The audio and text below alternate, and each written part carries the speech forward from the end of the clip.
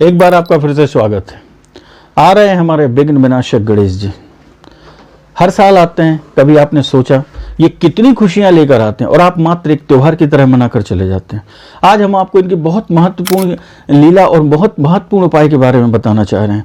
आप जो भी चाहते हैं, जो रामायण जी में लिखा है, जो इच्छा करो मन माही, राम कृपा कछु दुर्लभ नाही, वह पूरी हो गई इन्हीं के 10 दिनों में। जी हाँ, गणेश जी को विघ्न विनाशक कहा जाता है। प्रथम पूज्य हैं और ब्रह्मा विष्णु महेश तीनों ने इन्हें पार ब्रह्म परमेश्वर की उपाधि दी हुई है। तो आप समझ सकते हैं कि ये क्या नहीं कर सकते। हमने पिछले साल आपको कुछ उपाय बताए हुए थे जो कुछ लोग आज भी करेंगे। इन 10 दिनों में यदि उन उपायों को भी फॉलो करेंगे तो आप अपनी सारी मनोकामना पूरी करेंगे।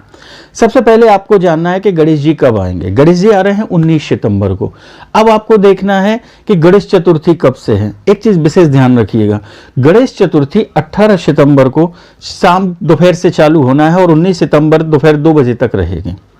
तो आपके लिए 19 सितंबर को सुबह गणेश जी का जो जन्म हुआ था, गणेश चतुर्थी गणेश जी का जन्म दिवस मनाया जाता है। इसको जन्म दिवस भी कहते हैं हमारे धर्मशास्त्रों में। तो गणेश जी का आपको जन्मदिन मनाना और घर में यदि आप गणेश जी लाना चाहते हैं तो आप क्या करेंगे, जब वो दोपहर में उनका जन्म हुआ था तो दोपहर समय ही उनको घर में लाना चाहिए। तो आप गणेश जी को लाइए दोपहर में। इनका शुभ मुहूर्त है दोपहर में 11:07 से 1:43 तक। इस बीच में आप गणेश जी को स्थापना कर दीजिए। एक दिन पहले सारी तैयारी कर लीजिए और गणेश जी को बिठाना है। अब क्या करना है, महत्वपूर्ण ध्यान देना है। आपको गणेश जी किस दिशा में बिठाना है, ये बहुत महत्वपूर्ण होता है। गणेश जी आदमी किसी भी तरफ कहीं भी बिठा देते हैं पर उसका फल आपको साल भर भोगना पड़ता है, क्योंकि प्रथम पूज्य माने पहला, और पहला first impression is the last impression. Ganesh ji जब प्रथम पूज्य कहे जाते हैं तो इनकी बैठक पे विशेष ध्यान दिया जाता है। तो आपको करना क्या है, देखिए हमारी 4 दिशाएं हैं, पूर्व पश्चिम उत्तर दक्षिण। तो आप यदि चाहें तो सबसे मुख्य ध्यान रखें, गणेश जी को आप या तो पूर्वमुखी बिठाइए, माने घर में बिठाना चाहते हैं तो पूर्व दिशा की ओर उनका मुख हो, क्योंकि पूर्व दिशा की ओर जो भी मूर्तियां स्थापित की जाती हैं वो बिना प्राण प्रतिष्ठा के सिद्ध हो जाती हैं। ये हमारे धर्मशास्त्र कहते हैं। तो वो अपने आप सिद्ध हो जाती हैं और अपने आप वर्क करना चालू कर देती है। भगवान उसमें स्वयं प्राण प्रतिष्ठित हो जाते हैं। तो वही काम आपको करना है। या तो आप उनको पूर्व दिशा की ओर बिठाइए, यदि पूर्व दिशा की ओर उनका मुख रहेगा, आपका मुख पश्चिम दिशा की ओर रहेगा, बहुत अच्छा फल देगा 10 दिन उनकी सेवा करने में। दूसरा, यदि आप उनको पूर्व दिशा की पीठ दिखा रहे हैं और पश्चिम मुखी बिठा रहे हैं तो आपका मुख पूर्व दिशा की ओर रहेगा, वो भी आपके लिए शुभ और मंगलदायक रहेगा। बस इन 2 दिशाओं में आपको बिठाना है, उत्तर और दक्षिण की ओर नहीं बिठाइएगा। फिर आप अपने जीवन में इसी साल कई बदलाव देखेंगे। गणेश जी की पूजा क्या करना है, सब विधि आप लोगों को मालूम है, पहले से ध्यान रखें। बस ये ध्यान रखें, हर बार आप लोग गणेश जी की पहले चौकी लगाते हैं, उस चौकी में आप कपड़े बिछाते हैं। तो 2 कलर के कपड़ों में से कोई भी चुनिएगा, या लाल कलर या पीला कलर। बस ध्यान रखें, पुराने समय का पुराना वस्त्र यूज नहीं करें, नया वस्त्र लाएं। छोटा सा कपड़ा लेना है आपको, लेकिन नया लाइए। नया लाएंगे तो आपके जीवन में नया होगा। और यदि कोई भी पूर्व पिछले वर्ष की चीज आप कोई भी वस्तु उपयोग में लाते हैं तो आपका जीवन वही पुरानी स्टाइल में चलेगा। ये नयापन का आपको ध्यान रखना है, क्योंकि परिवर्तन संसार का नियम है। तो गणेश जी को इन 2 कलर में से किसी भी कलर का वो बिछाइए और जैसी पूजन विधि आप लोग करते हैं, आपके जो ब्राह्मण आचार्य बिठाना चाहे वैसे बिठा सकते हैं, आप सबको मालूम है। इन 2 चीजों का विशेष ध्यान रखें, उनको दिशा का और इसका। अब आपको करना है इन 10 दिनों उनकी सेवा। तो 10 दिन में आप जो भी चाहते हैं वो सेवा आप कर सकते हैं, लेकिन अब ध्यान रखना है मूर्ति कौन सी लाएं।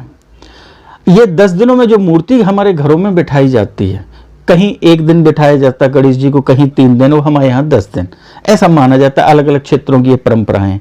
तो अब डिपेंड करती है गणेश जी की मूर्ति कैसी हो। आपकी जैसी मनोकामना होगी मूर्ति वैसी आनी चाहिए।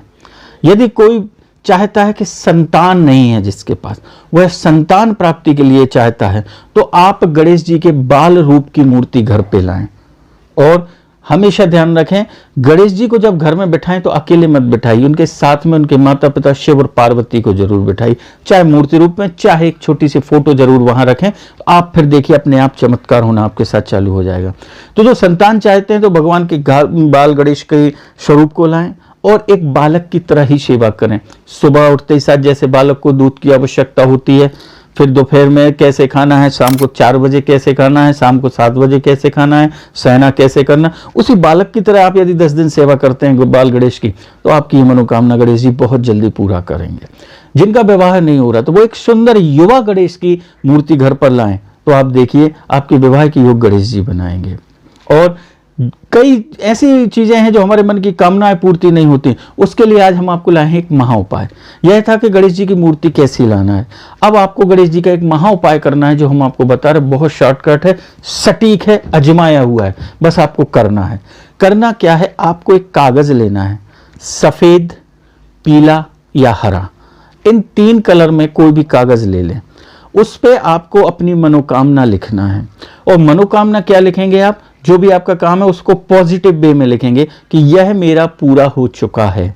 जैसे मान लो आपको मकान चाहिए है, तो भगवान गणेश की कृपा से मुझे मकान मिल चुका है, पॉजिटिव है ना।